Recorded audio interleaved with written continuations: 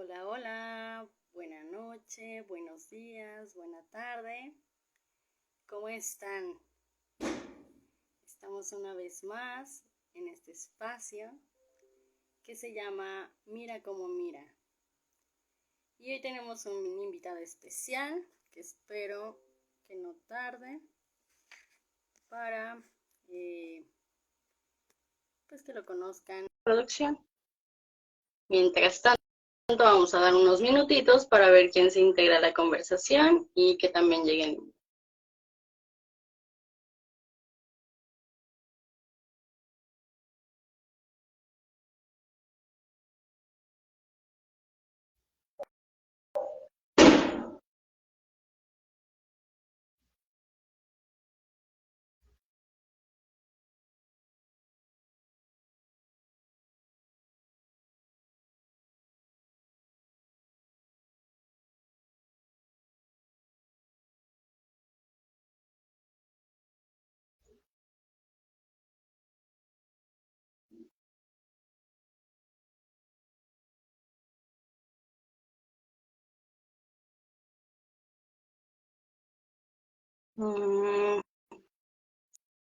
Se supone que ya le mandé la invitación, profe. No sé si ya le llegó.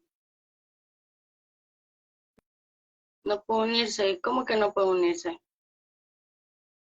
¿Está desde un celular o desde una PC? Si quiere me puede escribir para saber cómo hacerlo. No me llegó. Ok. Invitar. Lo voy a volver a invitar. Ya le envié la invitación.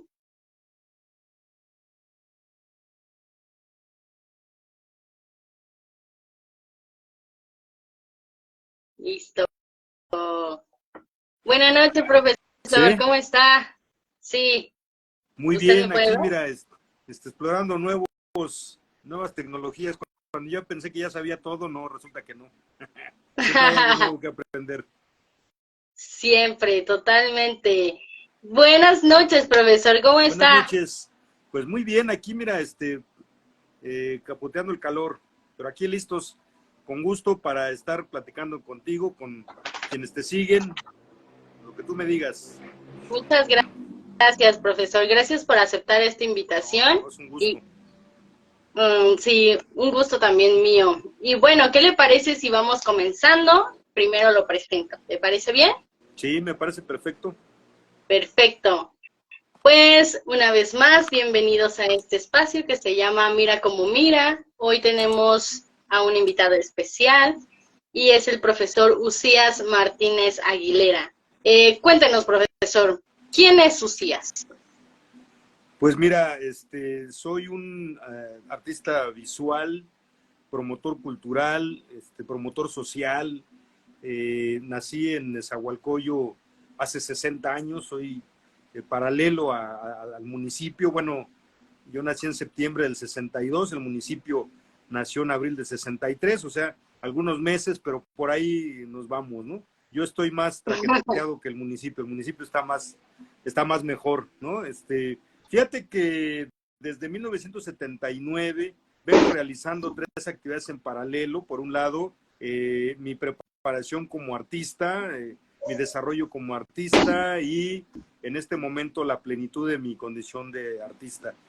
Pero también, como promotor cultural, casi al mismo tiempo, estudiaba yo en la Escuela de Iniciación Artística número 4, cuando mi hermano mayor me invitó a participar con él en una aventura de promoción cultural en Ecatepec de aquellos tiempos.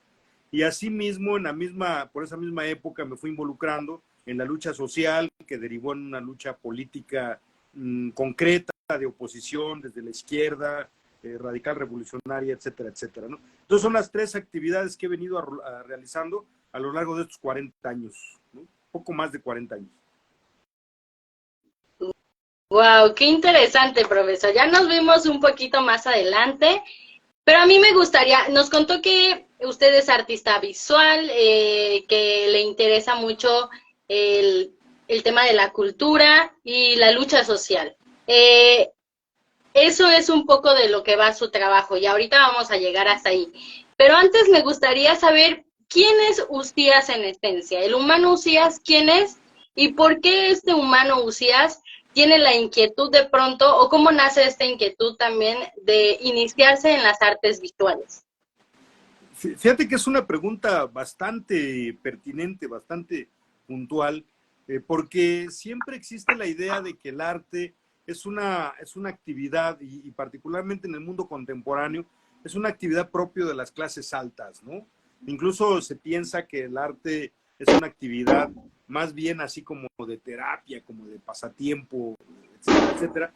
Por eso es extraño que una persona como yo, que nació en una comunidad marginal y con mucha pobreza en aquella época, se haya decantado hacia el arte. Bueno, la razón por la que me fui metiendo hacia allá fue porque mi mamá es una persona, todavía vive afortunadamente, 84 años. Mi mamá es una señora, es una persona que estuvo muy interesada, tenía mucha inquietud para que sus hijos no sobresalieran, salieran de la condición y estado en que nos encontrábamos, ¿no? Ella siempre nos impulsó a estudiar, aunque como estudiante fue un desastre, siempre nos impulsó a leer. Lo que se dice respecto a la lectura es cierto.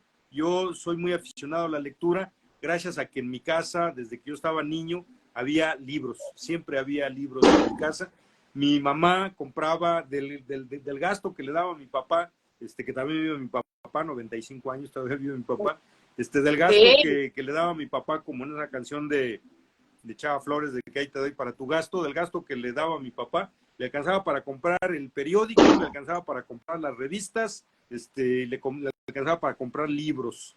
Entonces, ese contacto con los libros y con las revistas me fueron decantando primero hacia la cultura en lo general y luego al arte en lo particular. Soy el hermano intermedio de una familia de 8, de modo que tengo hermanos mayores que también tenían inquietudes, que también estudiaron arte. Mi hermana mayor ahora estudió teatro, y 2 hermanos que lamentablemente fallecieron también estudiaron pintura y diseño y esas cosas, esos asuntos, ¿no? Así que pues ellos ayudaron mucho a definir mi vocación.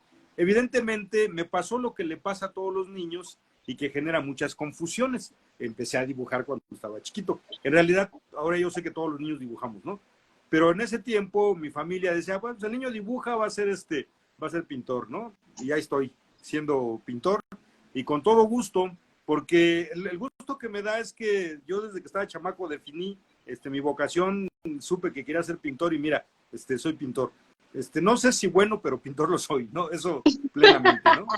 Es muy Entonces, bueno. esa es la ruta. Yo estudié en la Escuela de Iniciación Artística número 4 de Bellas Artes, cuando todavía había un sistema escolar distinto al que existe ahora y podíamos ingresar a la Esmeralda de manera automática o casi automática, ¿no? O sea, si habías estudiado en la Escuela de Iniciación Artística, aunque no tuvieras la preparatoria, podías entrar a la Esmeralda, en un examen casi de rutina, ¿no? Pero cuando yo salí de la Escuela de Iniciación Artística, cambian el sistema y ya no pudimos entrar a la Esmeralda, así que a trompicones y con mucho esfuerzo y batallando, terminé de estudiar en la Universidad Autónoma de Sinaloa, allá a finales de los 80, principios de los 90. Pues creo que, a grosso modo, en esa materia soy yo, Usías Martínez Aguilera. Qué interesante, profesor. Qué interesante todo esto que nos cuenta. Cuando se fue a estudiar a Sinaloa, ¿también estudió artes plásticas, artes visuales o fue otra cosa? Artes plásticas. Debo de señalar que hay una diferencia. Bueno, ¿cuál es la diferencia entre artes plásticas y artes visuales? Las artes visuales abarcan más, ¿no? O sea, abarcan la fotografía, la escultura, el modelado, todas las formas nuevas de expresión, la neográfica, todo ese tipo de cosas. O sea, abarca todos los medios que puedas utilizar para crear visualidad. Pues se llama artes visuales. Artes plásticas se refiere a todo aquello que tiene que ver con el dibujo, con la pintura, con la construcción plástica de la forma, ¿no? Por eso es la diferencia. Cuando yo estudié en la Universidad Autónoma de Sinaloa era artes plásticas. Hoy me asumo como artista visual porque no me limito solamente a la pintura, al dibujo, sino recurro a otros medios, incluso hasta la fotografía, déjame decirte, ¿no? Pero claro, obviamente ahorita soy más conocido por mi dibujo, incluso que la pintura, más por mi dibujo. Qué interesante. Yo voy a seguir preguntando, profesor, porque no sé si sepa esta parte de mí, pero soy muy preguntona. Entonces, bueno. yo quiero indagar. Pregunta, Entonces, pregunta. Perfecto. Gracias, profesor. Gracias por la confianza. Me cuenta que inició desde niño supo que su vocación iba hacia las artes visuales, hacia dibujar, hacia pintar, y que en la actualidad, pues, es a lo que se dedica. ¿Cómo fue este transcurso de pasar a ser un estudiante, un aspirante a artes plásticas o visuales? ¿Y cómo fue el proceso de evolución para que usted pudiera alcanzar los logros que ha alcanzado? Pues mira, fue muy accidentado el proceso, ¿no? Porque habría que señalar, sin el ánimo de hacer drama, habría que señalar que quiero insistir en subrayar el asunto del Nezahualcóyotl de aquella época, ¿no? O sea, si hoy los jóvenes tienen muchas dificultades para estudiar arte y dedicarse al arte en Nezahualcóyotl, en aquella ocasión, en aquellos tiempos era una locura. Algunos transitamos por esa locura, pero era muy difícil, costaba mucho trabajo. Incluso estudiar arte era muy complicado, ¿no? O sea, a ver, ¿cómo que vas a estudiar arte, no? Afortunadamente, fíjate, este dato también lo tengo que consignar. Afortunadamente, en aquella época, cuando yo entré a la Escuela de Iniciación Artística, aún se conservaba el viejo programa, la vieja política que dio origen a las escuelas de iniciación artística, que tienen como antecedente las escuelas de pintura al aire libre. ¿En qué consistía ese aspecto? Que la escuela te daba los materiales. La escuela te daba una tela, te daba unos pinceles, te daba un estuche de óleos con colores básicos, te daba una plancha de linóleo, te daba 2 gubias, te daba barro, te daba stickers. O sea, la escuela todavía te proporcionaba material, de modo tal que mi papá y mi mamá pues tenían que cubrirme el pasaje, ¿no? Ya después, ocasionalmente, obviamente, los maestros te decían, bueno, pues este material está muy bien, pero falta este otro, ¿no? Y hay que comprar el otro, y ahí es donde enfrentábamos algunas dificultades. Así que no fue fácil, ¿no? Y mucho menos, porque cuando entro a la Escuela de Iniciación Artística y estoy en la etapa de la adolescencia, 15, 16, 17 años, pues me pasó lo que a todos los adolescentes, un poco ser desordenados, un poco ser respondones, rebeldes, en la casa, en la escuela, y otras cosas. Me entró el asunto de la bohemia, con lo que tú te imaginas que significa, ¿no? Entonces, fue accidentada la estudiar artes. Yo creo que si mis maestros de la Escuela de Iniciación Artística me vieran ahora, se sorprendieran, ¿no? Porque yo era de ese tipo de alumnos que los maestros decían, este cuate, ¿a qué viene, no? O sea, en realidad era un alumno muy malo, ¿no? Aunque fíjate que siempre he sido bueno en algo, y hay que decirlo, ¿no? Siempre fui bueno en el estudio de la historia, y, o sea, las clases teóricas era muy bueno, particularmente en la historia del arte. Tuve un maestro de historia del arte extraordinario que me ayudó mucho. Era un erudito el maestro, y aprendí mucho con él. Entonces, esa fue la parte que viví como estudiante, salir de la escuela a las 10 de la noche, llegar a casa, acá en Ciudad Nezahualcóyotl, a las 11 de la noche, con todos los riesgos que había entonces en Ciudad Nezahualcóyotl. Todavía en aquella época, una buena lluvia, una buena tromba, te impedía ir a la escuela, ¿no? Me acuerdo que tenía examen de dibujo en aquella ocasión y cayó un aguacerazo aquí en esa, que se inundaron las calles y fue imposible salir. No fui al examen. Entonces, al otro día me presenté con la maestra para intentar que me repusiera el examen a mí, y le dije, maestra, dice, pues le dije, es que llovió en esa, ¿no? Y me dice, pues acá también llovió, ¿eh? O sea, ¿por qué no, porque llovió, ¿no? Entonces la señora no se imaginaba lo que quería decir, ¿no? O sea, aquí llovía y no podías salir de mesa, era una cosa tremenda, ¿no? Entonces, esas eran las vicisitudes que teníamos en aquella época para estudiar arte. Cuando termino la escuela de iniciación artística y cambian los planes, se me dificulta a mí porque en paralelo debía haber estudiado la preparatoria. En aquella época no había ya espacio ni tiempo para estudiar la prepa.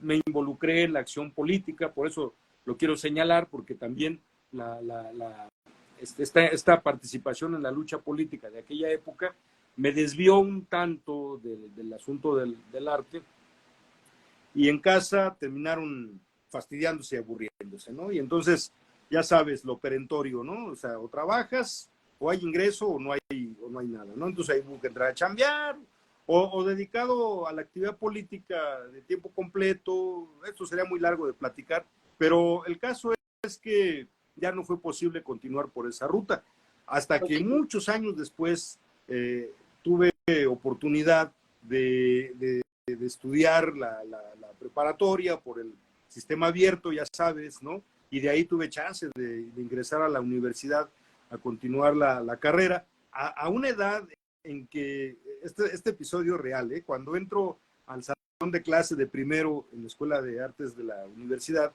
entro, los alumnos se me quedan viendo, se quedan calladitos, yo me siento en un lugarcito y ellos siguen calladitos, y ninguno hablamos, ¿no? Una cierta tensión, hasta que los alumnos se paran y me dicen, maestro, dice, ¿usted qué clase nos va a impartir? No, yo también soy alumno, ¿cuál maestro, no? O sea, ya entré bastante grandecito, bastante edad.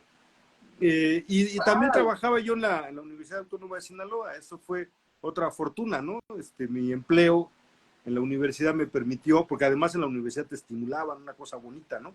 Porque les decía yo, pues es que estoy estudiando. Ah, pues mira, qué bueno que también estás estudiando. Me obviaron el pago de la escuela, me subieron el sueldo, me tenían consideraciones en el área donde yo estaba trabajando, aunque también fui un trabajador muy responsable, pero sí había ciertas, por ejemplo, si yo le decía a mi jefe, oye, es que fíjate que tengo examen de composición en esta semana, ¿no? Y me decía, bueno, no te preocupes, si quieres irte a la 1, 2 de la tarde, o sea, me daba chance de salir antes para poderme prepararme para eso. Así que esa fue la gran fortuna. Y ahí fue donde me permitió terminar mi carrera como artista, ¿no?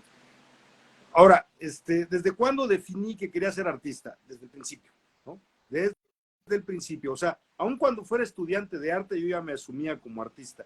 Y creo que todas las personas que ingresan a estudiar arte, desde el principio saben que son artistas. Creo que son los maestros los que se encargan de desalentarte, o los que buscan desalentarte. Hay una costumbre muy fea en las escuelas de arte, incluso hasta en las de mayor nivel, y creen los maestros que su función es descarrilarte, ¿no? O sea, y entonces son ellos los que te empiezan a hacer sentir que tú no eres artista, sino que eres estudiante de arte, ¿no? Pero no, nos sentimos artistas, y yo desde el principio me sentí artista. O sea, no hay un periodo de transición entre ser estudiante de arte y artista. Yo fui artista desde todo el tiempo, en todo momento, y lo otro lo consideré como un proceso de capacitación, que además déjame decirte que es un proceso de capacitación permanente, ¿no?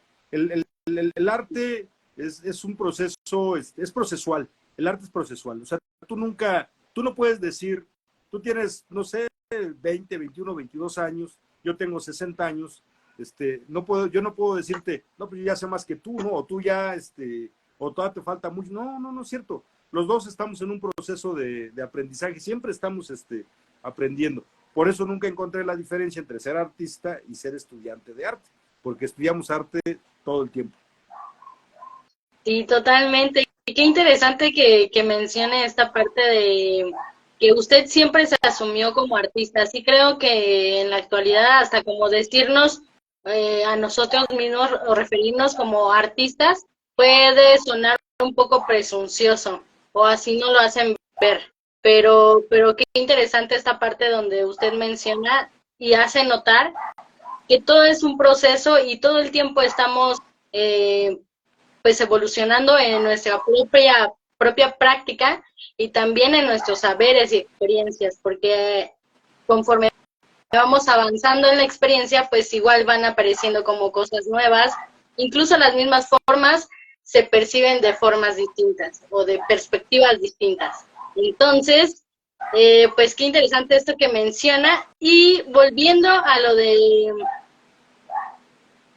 de siempre fue bastante bueno con la teoría, más que como un buen estudiante, siempre era más como de leer, inteligencia, y esto refiriéndonos a su mami, que era quien, pues que hacía un esfuerzo también para que ustedes se desempeñaran en este tipo de actividades y que también de pronto surgiera su propia inquietud hacia estos saberes, y que creo que por eso también, pues ahí también se refleja mucho de la producción que usted hace. Cuando hablamos de su producción, usted nos habla que se involucró un poco en la política, pero que específicamente su producción está basada en el dibujo. ¿Cómo mezcla estas dos partes, la política y el dibujo, o de qué va su producción? Mira, me he desarrollado mucho más en el dibujo, precisamente como consecuencia de lo anterior. La primera parte es la práctica, ¿no? O sea, la parte práctica, quiero decir, el dibujo, como tú bien lo sabes, te demanda menos espacio físico para realizarlo. Incluso es una costumbre mía, como de muchos, y tú lo sabes también, de traer en la bolsa siempre un lápiz, una pluma, algo, ¿no? Y una libretita, la famosa libreta de apuntes, ¿no? Entonces vas en el camión y vas apuntando, estás en el parque, estás apuntando, te vas a comer, sacas la libretita, estás apuntando, estás en el salón, estás apuntando, estás en una reunión, fíjate, ya te voy a platicar, he participado en cientos de miles de reuniones políticas de diversa índole y para distintos fines, y de repente yo siempre con la servilleta, tengo como 5 bolsas repletas de dibujos hechos en servilletas, ¿no? Cuando te citaban a reunión en cafés y demás, agarras la servilleta y pum, pum, pum, pum, hacer tus apuntes, ¿no? Entonces, estaba haciendo mis apuntes y una persona que iba a la reunión le solicita a la mesa una moción hacia mí porque estaba dibujando, ¿no? Algo que me pasaba también en la secundaria, que yo creo que también te pasaba a ti, ¿no? Que te ponías a llenar las libretas de la escuela con tus monos, ¿no? Tus dibujos, y el maestro o la maestra que te llamaba la atención, pon atención, no estés dibujando, ¿no? Hasta te quitaban la libreta porque no estuvieras dibujando. Y en esta reunión recuerdo que un tipo hace una moción de orden y me piden que ponga atención y que me ponga a dibujar, ¿no? Y entonces yo digo, pienso desde que estaba en la secundaria a esa ocasión, digo, lo que no sabían todos ellos es que estabas más concentrado, ¿no? O sea, te pasa, ¿no? Estás dibujando y tienes una alta concentración. Estos cuates pensaban que porque yo estaba dibujando, estaba distraído y no entendía. Cierro mi libreta fastidiado y les digo, mira, a ver, tú dices que estoy dibujando, por estar dibujando no te estoy poniendo atención. Tú acabas de decir esto y esto y esto, aquel dijo esto y lo otro, el de más allá dijo esto.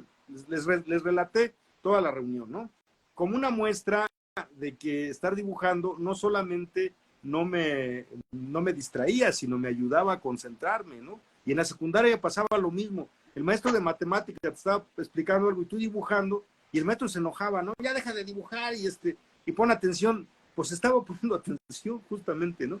Entonces, por eso desarrollé mucho más esta parte del dibujo, porque no requiere no requiere siempre o necesariamente todo ese esfuerzo físico que requiere la pintura, el grabado, la acuarela, ¿no? Esas técnicas que, o sea, no puedo llevar un caballete a una reunión, evidentemente, ¿no? No puedo estar haciendo un grabado en una reunión, evidentemente. Entonces, esta participación mía, no poquita, fue de 42 años, en la actividad política, en la lucha política, no en la actividad política desde el punto de vista burocrático como hoy se ve, sino en la lucha política, porque en aquel tiempo no nos pagaban un sueldo, no luchabas por una regiduría, una diputación, no se luchaba por lo que luchan hoy las burocracias políticas, ¿no? Sino eran era la lucha de oposición a un sistema determinado y la construcción de un programa que decías, vamos a empujar este programa y lo vamos a llevar a cabo.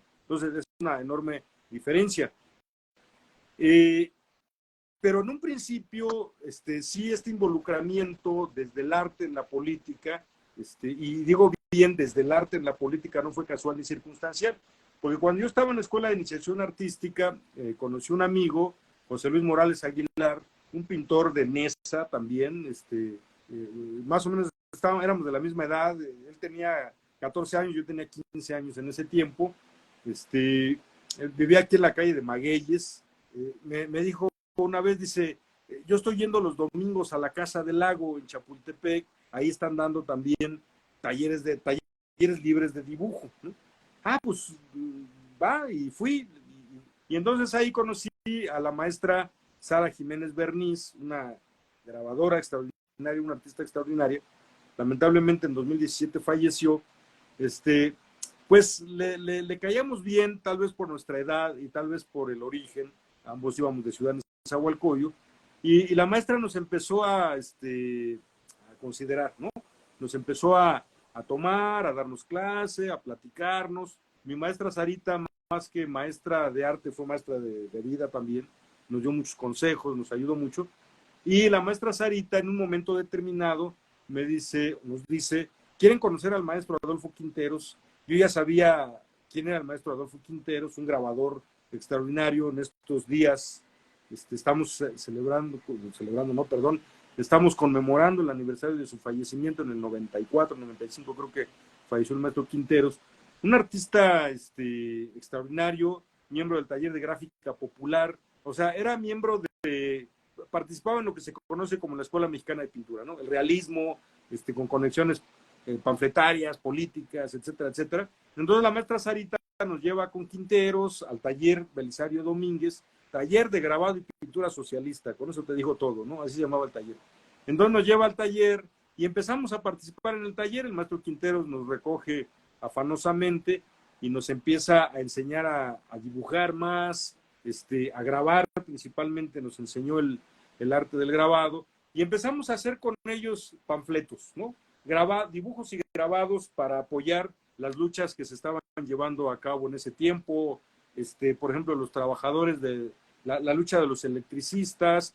Me tocó ver y participar en el nacimiento de la CENTE, de la lucha de los maestros en contra del control caciquil de Conjitud Barrios, y en fin, nos involucramos en muchas luchas. En ese tiempo también estaba ardiendo Centroamérica con la revolución en Nicaragua, poco después en Guatemala, poco después en El Salvador. Hacíamos carteles, hacíamos volantes. El maestro hacía una cosa que le llamaba mural transportable, que no era otra cosa que en grandes pliegos de papel craft hacíamos un mural absolutamente realista, y lo exhibíamos en cualquier parte, o íbamos a las marchas llevando esas, o por encomienda y petición de partidos políticos de izquierda, como asociaciones, grupos, sindicatos, nos pedían elaborar imágenes para su lucha, y eso era lo que hacíamos, ¿no? Entonces, ese fue el otro núcleo, el gancho, el cople del arte con la política, ¿no?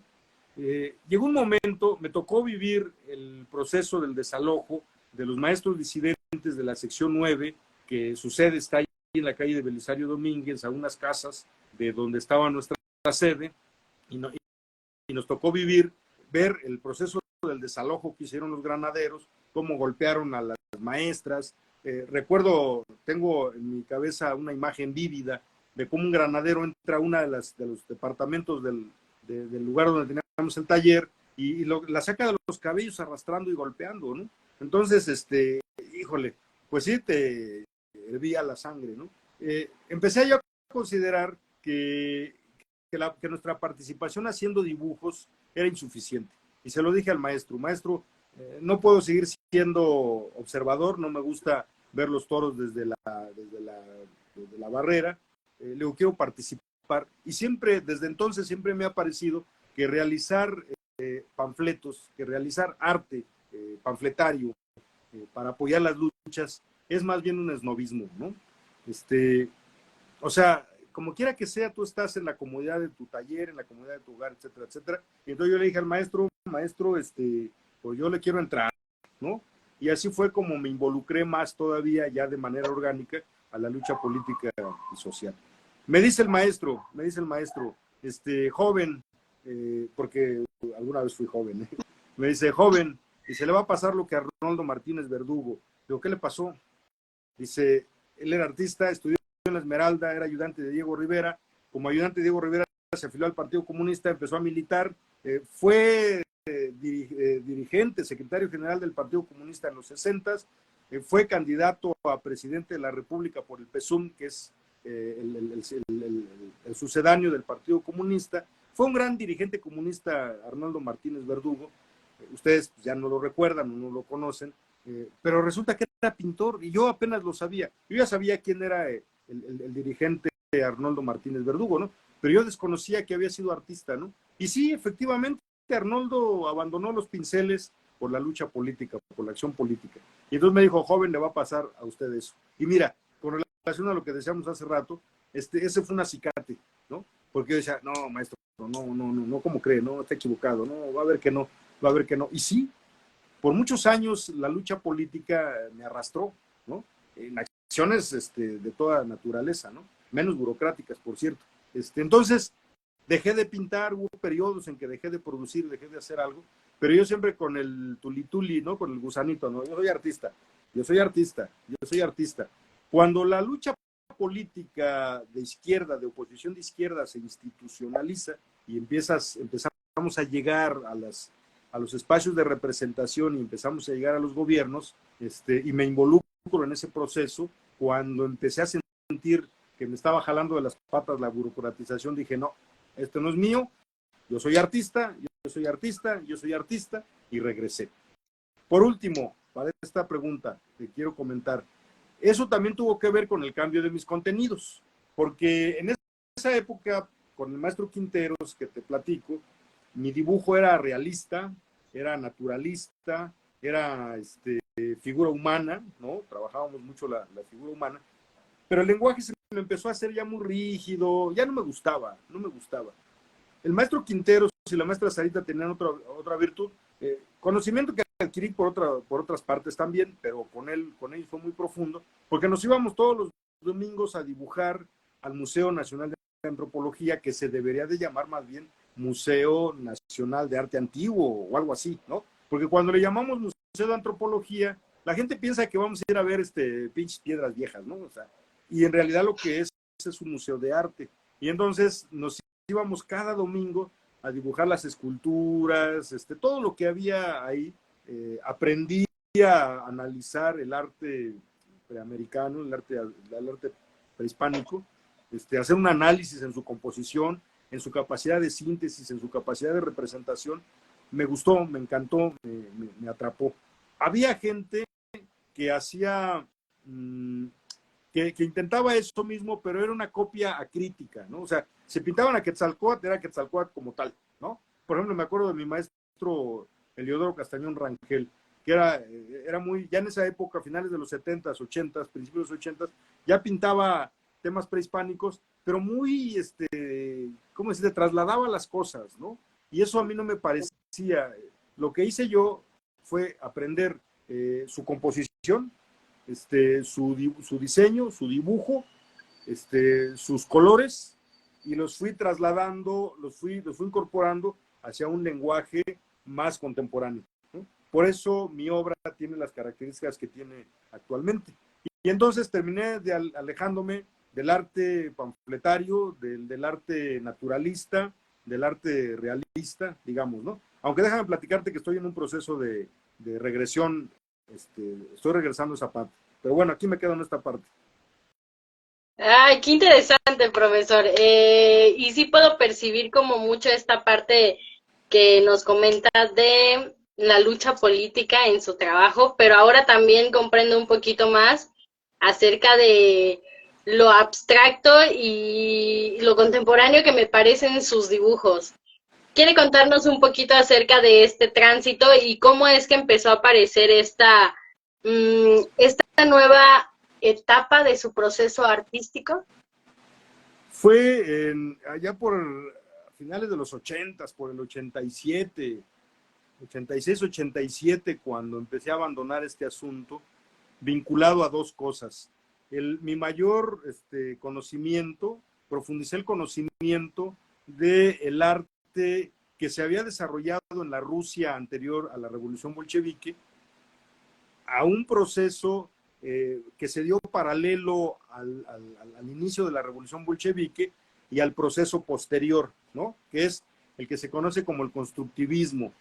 En la Rusia después de la Revolución, pero antes de la consolidación del bolchevismo, de la dictadura del proletariado, digamos, mientras estaba Lenin y Trotsky peleando contra los blancos y demás cosas, no le hicieron caso a los artistas, de modo que los artistas tuvieron mucha independencia y mucha libertad para generar un concepto que se conoce generalmente como constructivismo, ¿no? El constructivismo ruso.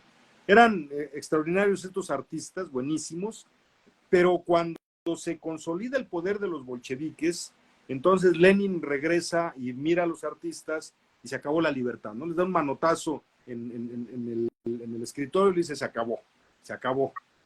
El arte soviético tiene que ser un arte accesible al pueblo, tiene que representar las luchas y los sacrificios del pueblo, tiene que hablar de los anhelos del pueblo, etcétera, etcétera. Y entonces se vuelve un arte rígido, de un academicismo trasnochado, lleno de demagogia, y peor tantito cuando Stalin se hace del poder completamente, entonces obliga a los artistas a pintar lo que el Estado quería, ¿no? Cuando adquiero ese conocimiento, entonces me desencanto de lo que estaba pasando en la Unión Soviética. En ese tiempo todavía había Unión Soviética, y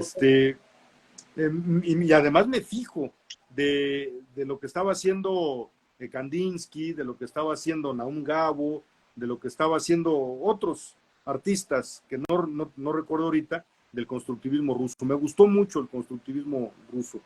Al final todos ellos salieron de la Unión Soviética, Marc Chagall incluso tuvo que salir escapando de los bolcheviques, y los artistas, muchos artistas que no pudieron salir de la Unión Soviética, o se perdieron en el burocratismo, o se perdieron en el ostracismo, incluso algunos hasta murieron de hambre, como es el caso de este pintor que creó el suprematismo, ahorita me acuerdo de su nombre, tiene un cuadro que se llama, por ejemplo, Rojo sobre Rojo. Este vato, como no se ajustaba a los parámetros que el Estado soviético decía y permanecía en su actitud, pues lo fueron alejando, le quitaron el trabajo, le impidieron exponer. El tipo terminó viviendo en una cabaña y muriendo de hambre, así, literal, muriendo de hambre, ¿no? Porque no había perspectivas en ese mundo.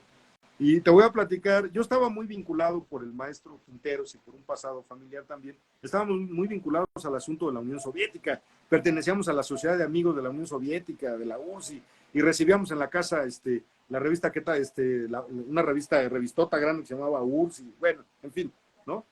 Participamos en muchas exposiciones en la Unión Soviética, recibimos un premio en la Unión Soviética, pero en 1987, cuando hicimos la última exposición en la Unión Soviética y la presentamos previamente en el Instituto de Amistad México-URSS, que estaba en la calle de Lerma, y el maestro Quinteros me encarga de hacer el discurso y la presentación, y bolas, ¿no? Cité varios extractos de Trotsky, de León Trotsky, porque Trotsky fue el bolchevique más inteligente y más culto, y abordó mucho el tema del arte, habló mucho sobre el tema del arte, y que me empezó a hablar de Trotsky en la embajada de la Unión Soviética, imagínate nada más, ¿no? Obviamente el maestro se enojó, pero me tenía mucha consideración, así que no pasó más que de un regaño, ¿no? Pero los burócratas de ahí se enojaron, Eso fue en el 87, la Unión Soviética desapareció en el 89, o sea, ya faltaban 2 años para que la Unión Soviética se fuera, ¿no? Entonces, eso me hizo, esos elementos me hicieron abandonar el realismo como tal, la rigurosa disciplina de estar dibujando de una manera naturalista, ¿no? La falta de libertad creativa, ¿no? Porque de repente se hacía cliché ya, ¿no?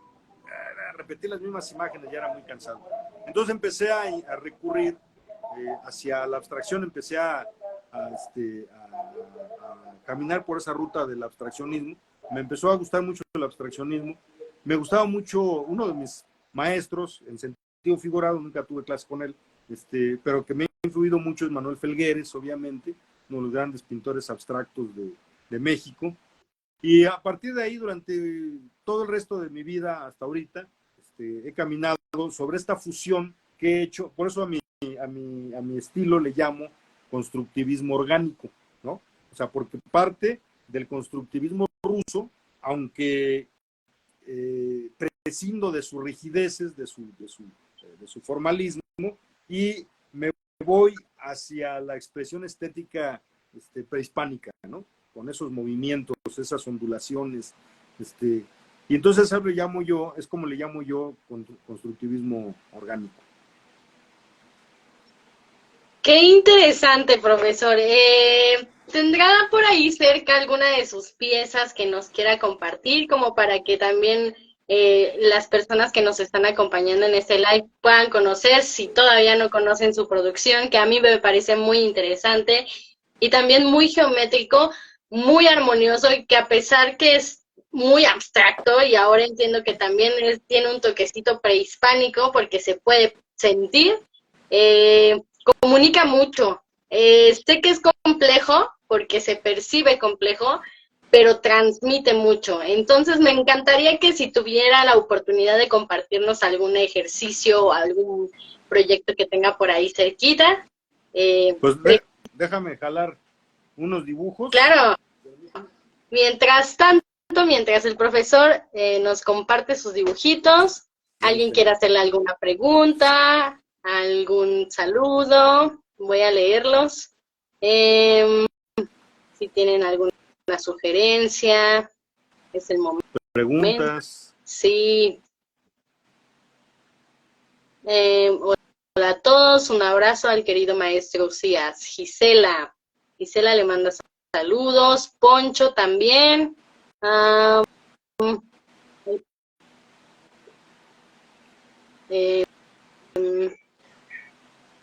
Y creo que ya son todos los saludos. Sí, Paqui, hola, qué bueno que estés acá. Bienvenidos a todos y gracias por estar en este live con el profesor Usías, compartiendo un poco de su producción. Si alguien tiene alguna duda, es el momento de compartirla.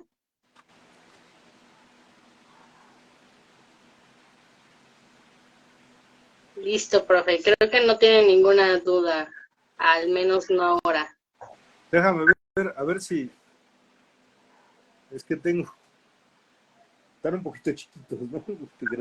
Este es un trabajo que estoy terminando, ya casi está acabado, es más reciente, digamos. Es lo más reciente que hice. Me gusta mucho trabajar en soportes de cartón. Me gusta mucho el color del cartón y la textura del cartón, el contraste del lápiz con el color del cartón y la textura, pero también el color, ¿no? Me gusta mucho. Está más o menos grandecito. Y mira, este es un dibujo. Este es un dibujo que acabo de rescatar. Estaba por ahí. Tengo cientos, si no es más bien miles de dibujos, ¿eh? Entonces el otro día me puse a hurgar entre todas las carpetas que tengo, Sí. Apuntes iniciados, y rescaté este dibujito que lo estoy terminando también. Reciente lo terminé. Fíjate que uno de los temas que uso mucho en mi obra es el pescado, no sé si te has dado cuenta. Sí, justo ahorita le iba a preguntar que si ese era un pescadito, pero ahora ya me lo reafirmó. Sí. Es un pez, andando buscando una... Aquí está la libreta de apuntes que te digo que hay que traer. Sí, fíjate que retomo el asunto del pez por esa forma tan dinámica que tiene, ¿no? Creo que los peces son de los seres vivos los que tienen que tienen la forma más bella y más eficiente, por una cuestión de nuestra egolatría humana, pensamos que nosotros somos la perfección de la creación divina y no es cierto, ¿no? O sea, la fisiología humana tiene muchos defectos y muchas imperfecciones y muchos problemas. En cambio, el pez no. El pez tiene una forma muy eficiente, muy adaptada obviamente a su medio y de una gran belleza, ¿no? Entonces a mí me gusta mucho recoger eso, ¿no? Y además de otras cosas, pero básicamente, principalmente es eso. Tengo aquí en mis manos mi libreta de apuntes. Ya sabes Wow. que, como te digo, todos tenemos que tener nuestra libreta de apuntes, ¿no? Sí. Bueno, esta es una de ellas. Ok. Y aquí voy anotando algunas cosas que después, si se me antoja, lo llevo a un formato, a una superficie mayor y a un formato más grande. Mira, este dibujo, este boceto, Ok. empecé a hacer el año pasado, antepasado. Wow. Porque vi esa pieza, curiosamente la pieza que acaban de rescatar apenas, que trajeron de Estados Unidos, no sé si estás al tanto de esa pieza que trajeron, que se llama, ¿cómo se llama? No me acuerdo cómo se llama ahorita la pieza. No me acuerdo. Yo la vi, ya la vi, yo había visto esa reproducción muchos años y eso me ha influido mucho para ciertas formas, ¿no? Y esta es una de ellas, ¿no? Por ejemplo, Las flechas. La anterior, ¿cómo se titula, profe? ¿Cuál? ¿Usted normalmente nombra sus piezas o las deja como sin título?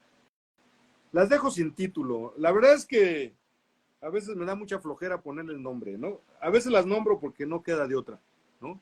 Ok. Pero a veces, o casi siempre termino poniéndoles nombre, la verdad, de lo que se me ocurre en ese momento, o de una referencia mínima que le dé la clave al espectador, o al contrario, una clave que lo despiste, ¿no? Ok. Ajá, dime.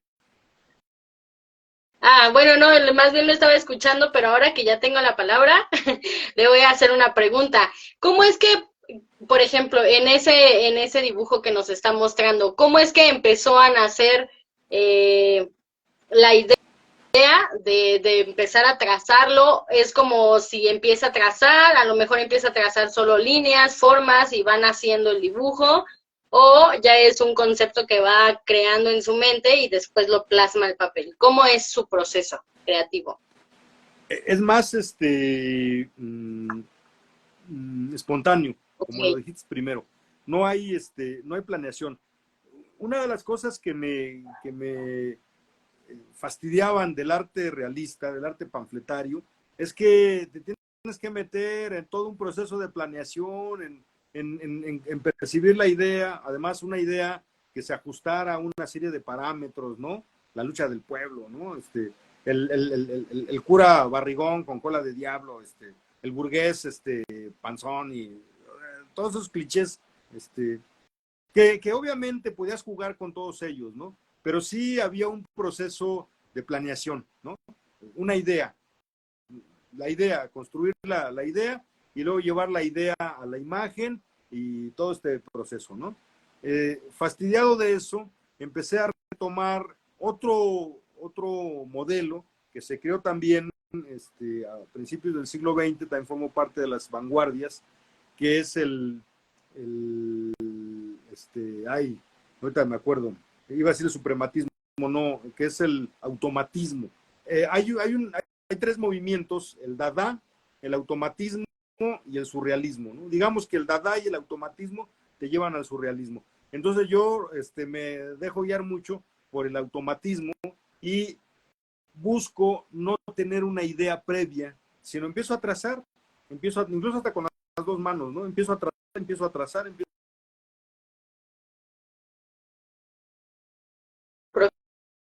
La forma, ¿no? Más que la idea.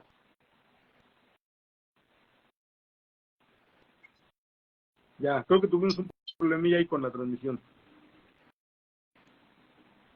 Ay, perdón, profe, lo dejé de escuchar desde que dijo, incluso con las dos manos empiezo a trazar y de pronto se cortó el internet y ya no supe si yo era la que estaba teniendo fallas con internet o es usted, no lo sé. Si alguien nos puede decir si se escucha bien, mientras ustedes lo escuchan bien, bueno, todo bien. Yo sí lo Pero, escucho. usted sí me escucha, Sí. perfecto. Ok, Ajá. entonces nos habíamos quedado, solo para retomar esta idea y terminarla, en que empieza a trazar con las dos manos y es muy espontáneo el proceso. Así es, muy automático, ¿no? Sin embargo, déjame decirte que también esta parte resulta engañosa, ¿no? Porque no hay no puede existir tal pureza de circunstancia en nuestro cerebro, porque nuestro cerebro está lleno de imágenes, ¿no? O sea, nos la pasamos toda la vida metiéndonos imágenes en la cabeza y ya con esa conciencia, con esa certeza, yo lo que hago todavía más es llenarme la cabeza de imágenes. Me gusta mirar la naturaleza en todos sus colores de forma muy minuciosa, dejarme esos colores en la cabeza, grabarlo en la cabeza. Las formas, hay muchas formas en mis dibujos que muchos piensan que son fantásticas y no lo son, son partes de cosas tan cotidianas y tan naturales, ¿no? O sea, voy sacando una partecita de algo que está ahí, otra partecita de otra cosa que está ahí, y de repente todo se ensambla en una sola cosa. Así que no es tan, ¿cómo decirte? Nuestro cerebro no es tan virginal, ¿no? O sea, traemos cosas en la cabeza. Luego, además, hay otra cosa. Yo he sido muy estudioso de la composición, ¿no? He estudiado mucho a fondo los procesos compositivos de muchos artistas del periodo barroco, del Renacimiento, en fin. Y también es una estructura que ya traigo en la cabeza, ¿no? O sea, cuando se va manifestando solita, digamos, ¿no? Sin un proceso previo, sin decir, ahora voy a hacer esto y hago un boceto, ¿no? Se va manifestando solito, pero lo que hace es salir, eclosionar lo que ya traigo en la cabeza, ¿no? Pero no hay un proceso de planeación anterior.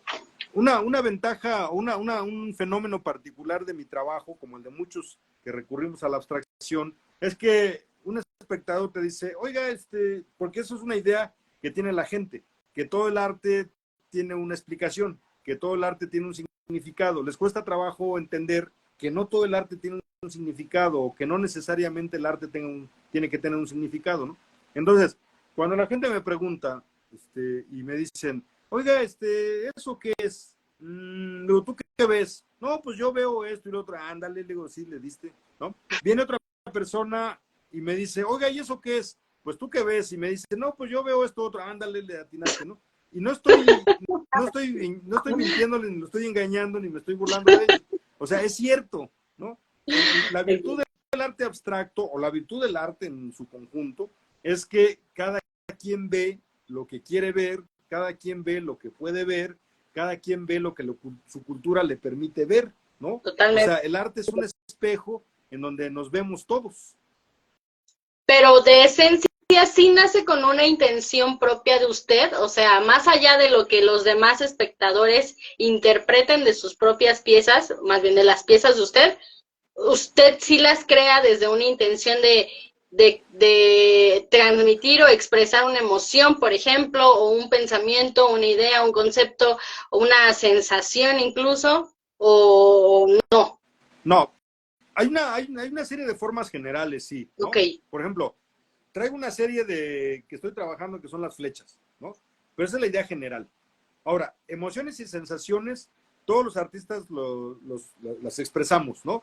Eso sí. es una cuestión implícita, ¿no? O sea, todos, hasta el más, hasta el artista que menos diga o reconoce o acepta que lo haga, pues lo hace. Todos lo hacemos, ¿no? Y déjame enseñarte una flecha, perdón. Sí, claro, esperamos. Mientras tanto, nos dice Zipacli que todo se escucha perfecto. Bien, perfecto. Muchas gracias, Zipacli. Aquí estoy luego, tengo todo a la mano. Mira, Perfecto, profe. ahorita estoy haciendo esta flecha, Ok, ¿no? La luz no permite verlo bien, pero lo estoy haciendo, ¿no? sí, O sea, sí hay una idea